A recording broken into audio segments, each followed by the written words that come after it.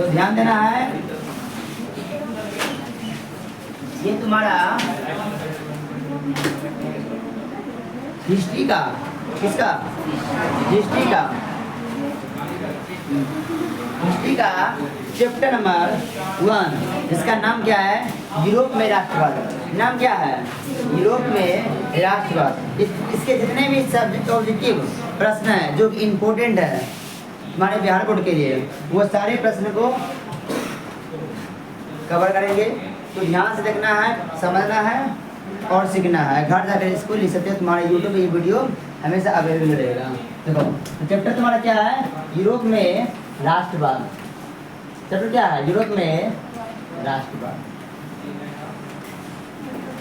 राष्ट्रवाद क्या होता है, तो देश के प्रति प्यार भावना, क्या की बोले, देश के प्रति प्यार भावना का एक भावना है। राष्ट्रवाद की एक भावना है जो कि देश के प्रति एक लगाव होती है। क्या होती है, एक लगाव होती है। इसे हम क्या कहते हैं, राष्ट्रवाद कहते हैं। क्या कहते हैं, राष्ट्रवाद कहते हैं। क्या कहते हैं, राष्ट्रवाद कहते हैं। इसका देखो वीडियो जो ऑब्जेक्टिव है क्वेश्चन, और इसके आंसर को हम देने वाले हैं। पहला प्रश्न है वियना कांग्रेस के द्वारा फ्रांस में किस शासक वंश की पुनः स्थापना की गई। प्रश्न को समझो तभी आंसर होगा, प्रश्न समझ के आंसर हो जाएगा। वियना कांग्रेस के द्वारा फ्रांस में किस शासक वंश की स्थापना की गई थी। हैंसबर्ग, आर्लियान, या फिर बुर्गबर्ग, या फिर जार शाही। इसका जो राइट आंसर होगा वो जाएगा option number C. Option number C four Chhatrapati Shivaji Maharaj, बुर्गवंश। क्या जाएगा, बुर्गवंश, या फिर सी फोर खोपचा बोल सकते हो, सी फोर खोपचा में। चलो नेक्स्ट प्रश्न ये है, गैरिबाल्डी पेशे से क्या था।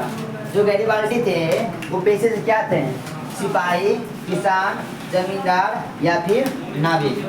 गैरिबाल्डी पेशे से क्या था, तो गैरिबाल्डी पेशे से क्या था, नाविक। क्या था, नाविक। ये गलत आंसर है। गैरिबाल्डी पेशे से क्या था, नाविक। ऑप्शन में क्या जाएगा, डी। ऑप्शन क्या जाएगा, डी हो जाएगा। यहाँ देखो छोटा बी लिख दिया है, क्या होगा, नाविक। गैरिबाल्डी पेशे क्या था, नाविक थे। नेक्स्ट प्रश्न, मेटरनिक कौन था।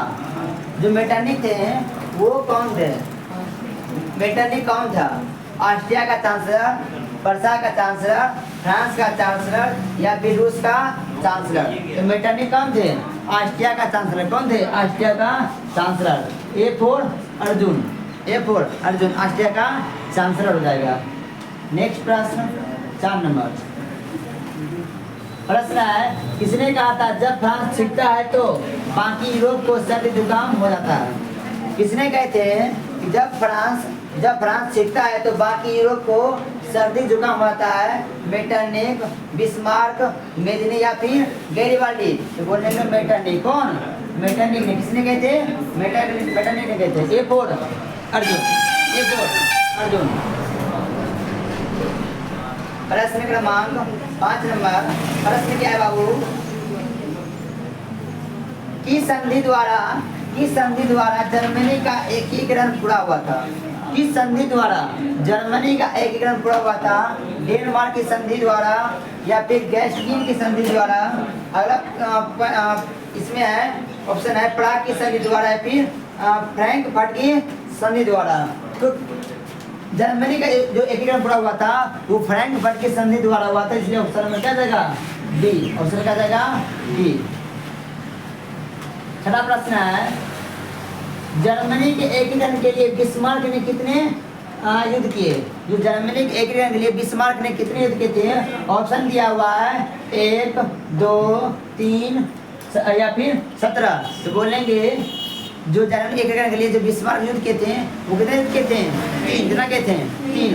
ऑप्शन नंबर क्या जाएगा, सी। ऑप्शन नंबर सी फोर खोपचा में।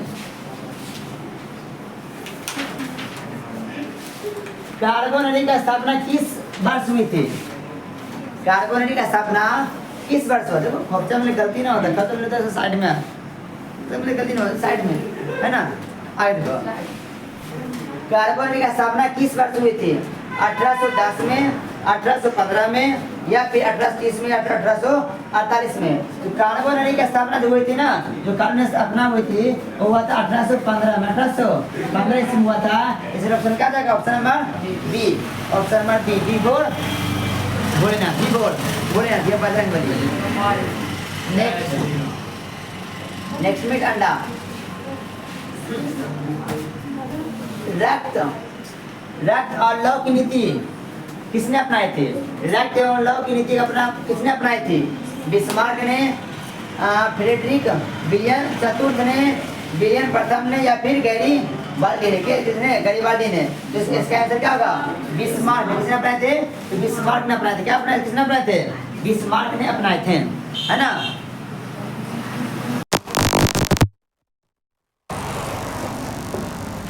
आगे बढ़ेंगे। गैरीबाल्डी पे क्या थे? नाविक। ये प्रश्न बहुत बार पूछा हुआ है। गैरीबाल्डी पीसेस से क्या थे? गैरीबाल्डी पीसेस क्या थे?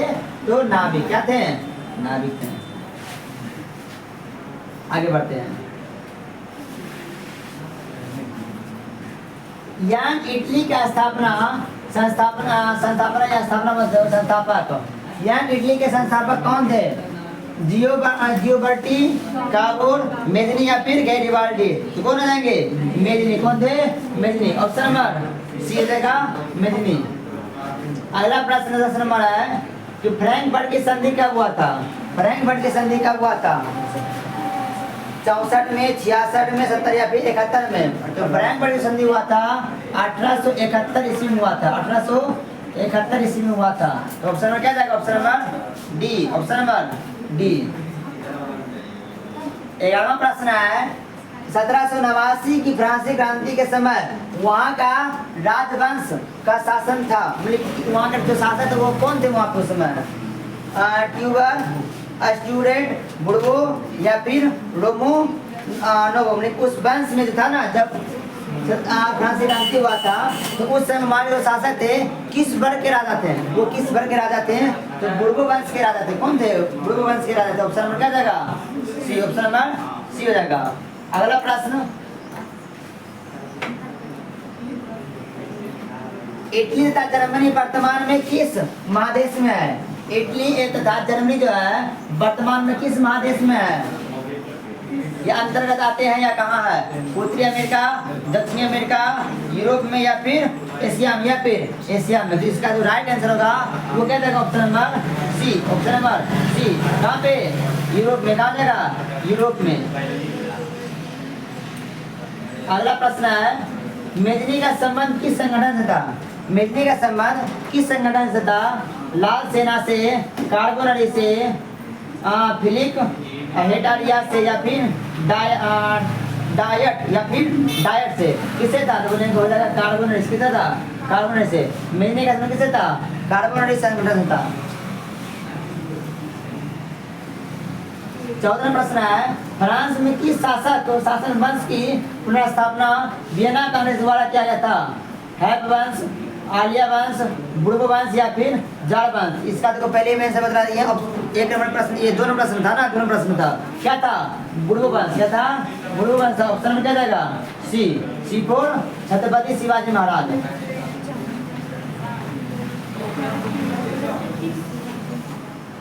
काहे हल्ला करत हो? तुम ढेर उम्मीद दिया कि बचपन में हाँ हल्ला करते रहती है?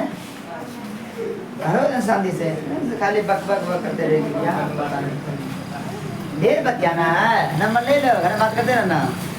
सखी का मोना देखो, लीजिए लड़की थी, मोना लड़की थी, उसको बोले क्लास में क्या हल्ला करती है? सखी ढेर का पढ़ना है, दे लो सखी नंबर। ऐसे नंबर लेके बात करने का है ना। क्या हुआ तेरा वादा? देखो वियना सम्मेलन की, अच्छा वियना सम्मेलन की मेजबानी इनमें से किसने किया? मेटरनिक ने, बिस्मार्क ने, चार्ल्स दशम ने, या फिर इनमें से कोई नहीं? तो क्या जाएगा? मेटरनिक। क्या हो जाएगा? मेटरनिक। ऑप्शन नंबर ए हो जाएगा, मेटरनिक। क्या जाएगा? ऑप्शन नंबर ए, मेटरनिक हो जाएगा। देखो जब तुम लोग का रिजल्ट आया होगा ना, देखो आया तुम्हारे आसपास जो बच्चे हैं जिसका रिजल्ट खराब हुआ होगा ना, तो उस समय खराब हुआ तुम लोग को मन में आएगा हम इतना मेहनत करेंगे ना पूरा आ जाएगा। तो एक पहले ये जोश आया होगा, दूसरा जोश क्या आया होगा, जिसका तुम्हारे को अधिक अच्छा नंबर आएगा। कोई जिला में पढ़ कर गया, हम इतना पढ़ेंगे ना जिला में 1 नंबर पे वजन से पूरा जोश अंदर से आया होगा।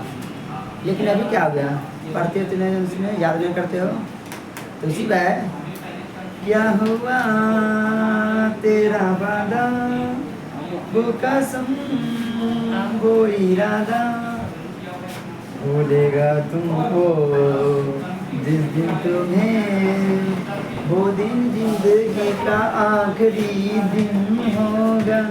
क्या हुआ तेरा बात। अरे स्पीकर फट गया है इसीलिए नहीं तो और अच्छा था। ये स्पीकर फट गया है, नहीं तो बचपन में बहुत गाना गाते थे।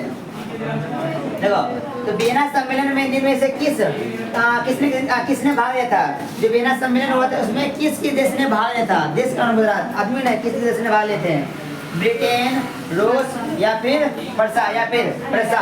तो ऑप्शन क्या जाएगा, ये ऑप्शन में है ब्रिटेन, रूस, परसा और ऑस्ट्रिया। तो option number D, option number D Britain, रूस, परसा और ऑस्ट्रिया चारों ने भाग लिया था। किसमें, वियना सम्मेलन में। किसने मिले थे, वियना सम्मेलन में। अच्छा वियना सम्मेलन कब हुआ था, वियना सम्मेलन कब हुआ था, तो बोलेंगे 1815 ईस्वी में।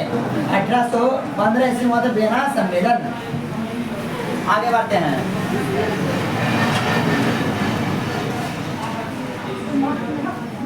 यूरोप में राष्ट्रवाद कौन सी सदी में उभरा था। जो राष्ट्रवाद की भावना उत्पन्न हुआ था वो कहाँ से हुआ था, यूरोप महादेश से हुआ था। लेकिन वो किस सदी में हुआ था, 17वीं सदी में, 18वीं सदी में, 19वीं सदी या 20वीं सदी में। बोलेंगे 18वीं सदी में। कब हुआ था, 18वीं सदी में। Option number B, before Bajrangbali. अगला 18 नंबर है उदारवादी रहना चाहिए। उदारवादी शब्द कौन सी भाषा से लिया गया है। उदारवादी शब्द है ये किस भाषा से लिया गया है, लैटिन, फ्रेंच, अरबी या फिर इतालवी किसे लिया गया है, लगा लैटिन किसे लिया गया है, Latin. Option number A, option number A four Arjun. ये अनार कर ली। अरे छोड़ छाड़ के अपने सलीम की गली अनारकली डिस्को चली। आई देखो फ्रांसीसी क्रांति कब हुई थी। जो फ्रांसीसी क्रांति हुई थी कब हुआ था, 1786 में, 1787, 1788, देखो ऑप्शन नंबर डी 1789 में। 1789 में हुआ था फ्रांसीसी क्रांति।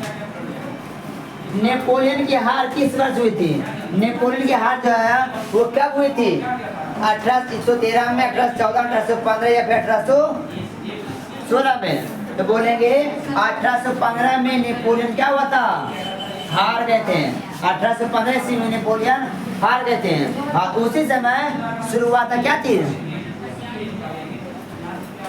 उसी समय शुरुआत क्या थी, तो मेटरनिक का क्या, मेटरनिक जीते थे और नेपोलियन हार गए थे। तो मेटरनिक युग आ गए थे, मेटरनिक युग आ गए थे। जब मेटरनिक युग आया था, ये मेटरनिक युग कब से कब तक रहा था, ये रहा था 1815 से लेकर के 1848 में क्या रहा था, मेटरनिक युग रहा था। तो तुम्हारा प्रश्न पूछता है नंबर 2 में, मेटरनिक युग से तुम क्या समझते हो।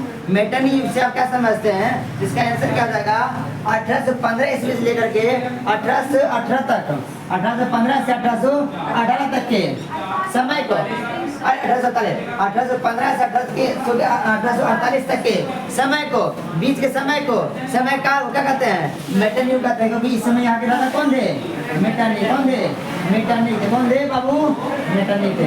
कोई डाउट है नहीं, चलो आगे बढ़ा जाए। हाँ सर जी बढ़िया ना, आगे कोई दिक्कत नहीं है। बस इतना ही तुम्हारा प्रश्न था, जो इम्पोर्टेंट प्रश्न था, इतना ही। कितना प्रश्न हो गया, 20 प्रश्न हो गया। क्लास अगर अच्छा लगा है तो ऑनलाइन वाले बच्चे वीडियो को लाइक करके लाल वाले दिन भेज देंगे। और अगर चैनल पहली बार है तो चैनल को सब्सक्राइब करके अपने दोस्तों में शेयर कर दीजिए। तो मिलते हैं नेक्स्ट वीडियो में, तब तक के लिए जय हिंद।